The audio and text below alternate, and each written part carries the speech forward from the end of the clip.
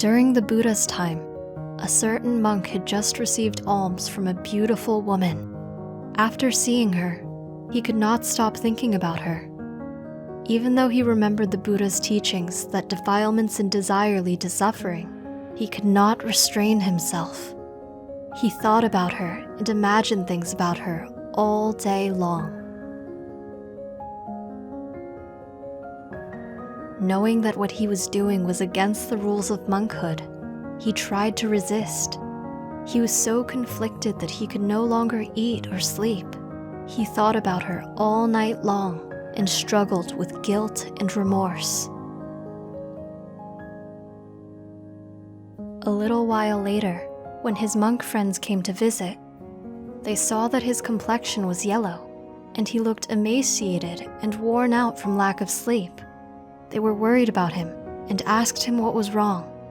When they found out that he had been fantasizing about a woman, they brought him to the Buddha to ask for help. When the monks arrived, they explained the situation to the Buddha. The Buddha then asked, "Is it true, monk? Is it true what they say, that you were overcome by passion for a woman?" The monk answered, "Yes, my lord, I am." The Buddha then said, "Women are ungrateful and treacherous. Why are you maintaining passion for something that will bring you disappointment and suffering?" Then, to cement his point, he told a story from the past. A long time ago, when Brahmadatta was reigning in Benares, the Lord High Treasurer of Benares had a beautiful but fierce and cruel daughter. In front of her father, she was shy and demure. However, when left alone, she was fierce and used to revile and beat her servants. She knew that she had power over them and that they could do nothing to retaliate. This emboldened her even more. She would always speak condescendingly to them and was quick to strike them whenever she felt the urge. She commanded them like animals and cared not for their well-being. The servants were all terrified of her and referred to her as the wicked lady behind her back. One day, the wicked lady went with her servants down to the Ganges River to play in the water. Then, when the sun went down, a large wave suddenly appeared. Some of the attendant girls ran away. However, some of the girls harbored much resentment and hatred for the wicked lady, and saw their opportunity to be rid of her. They pushed the wicked lady into the path of the wave and quickly ran away.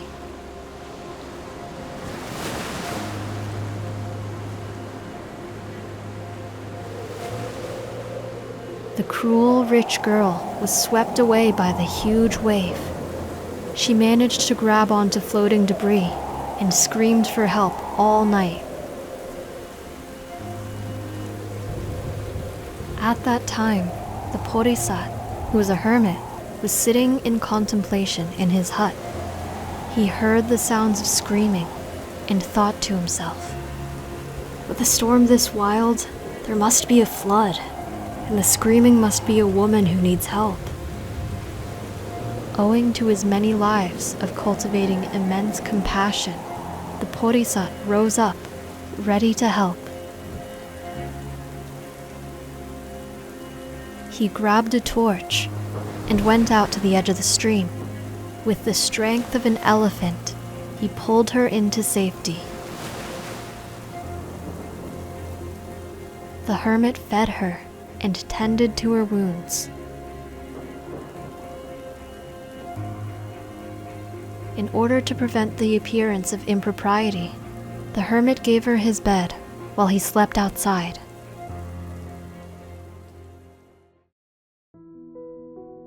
After the woman had fully healed, the hermit asked her to be on her way. However, she refused.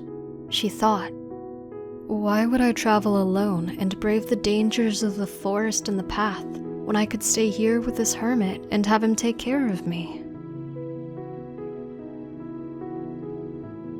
The woman then decided to make the ascetic fall in love with her. It took some time and effort, but in the end, she succeeded.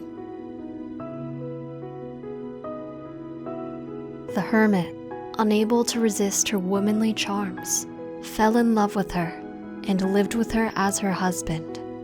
However, she was not happy with living a hermit's simple life in the forest. She wanted a more comfortable life and more amenities.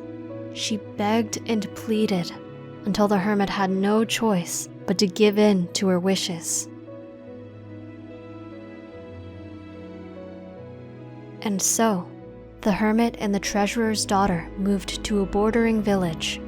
There, he made a living selling dates and was known as the date sage. In his free time, the villagers also paid him to teach them about lucky and unlucky seasons and how to distinguish them from one another. After some time, the village was attacked by robbers from the mountains. They raided the village and robbed the villagers.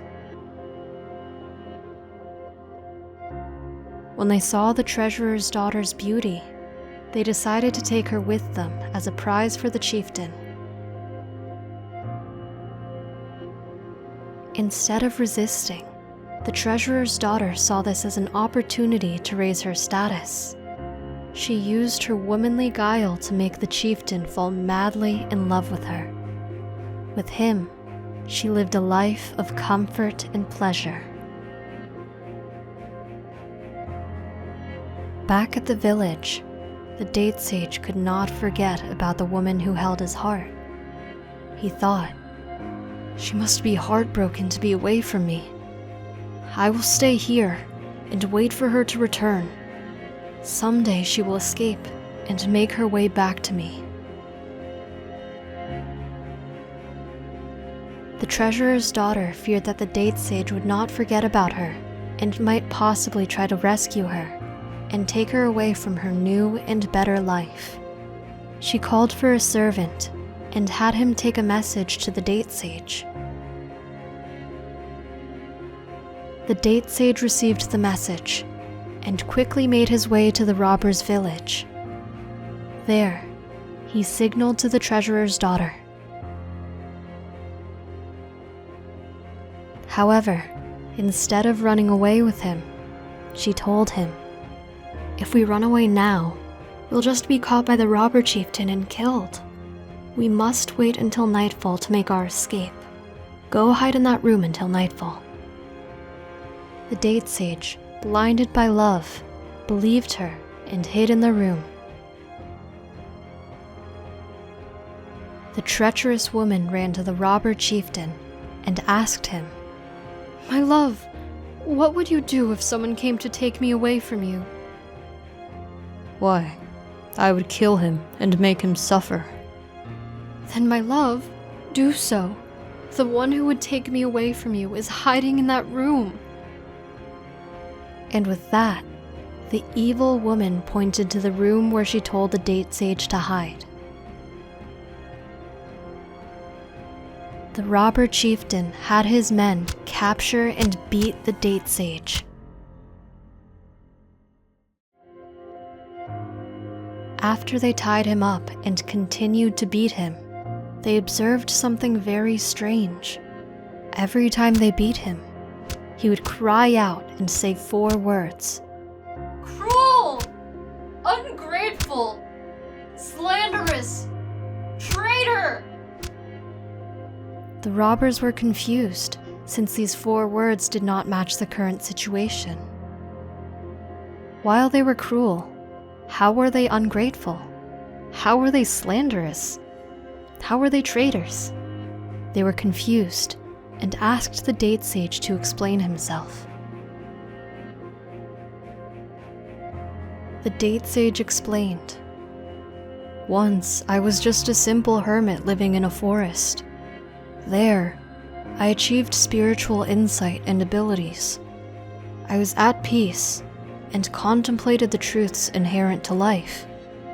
One day, I heard screams and saved that ungrateful and cruel woman from certain death.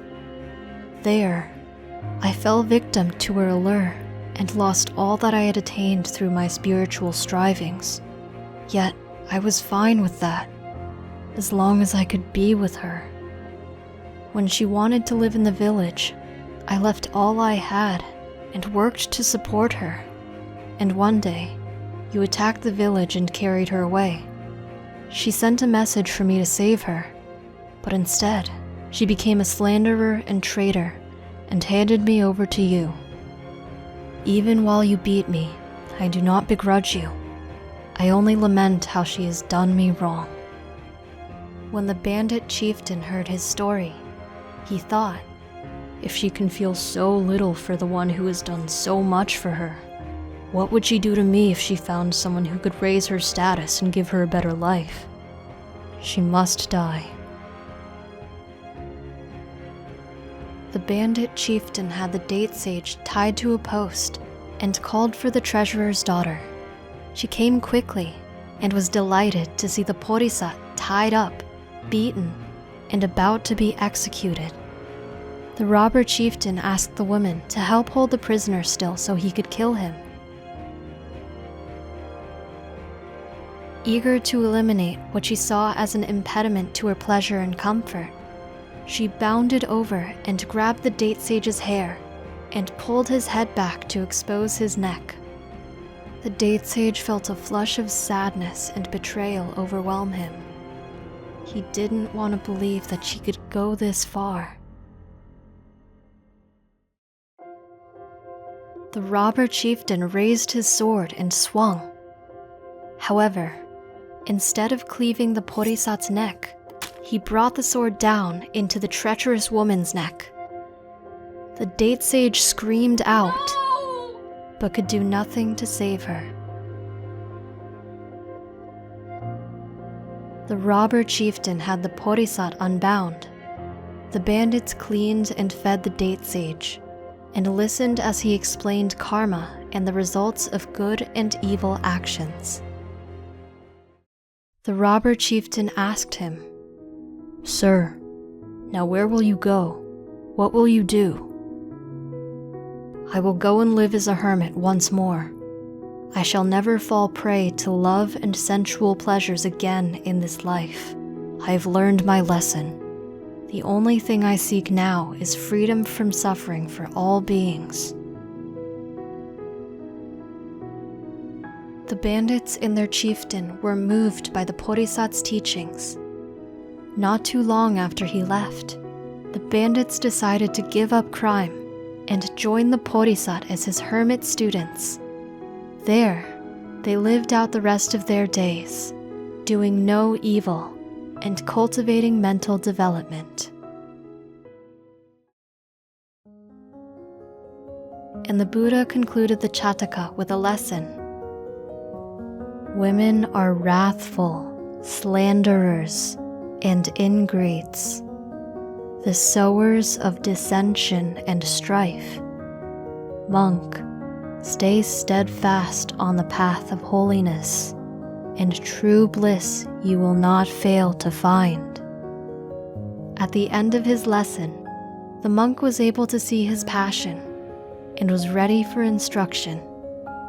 The Buddha then taught the noble truths, and at the end, the passion-filled monk was able to achieve the first level of enlightenment. And the Buddha identified the birth by saying, "In those days, Ananda was the robber chieftain, and I was the date sage."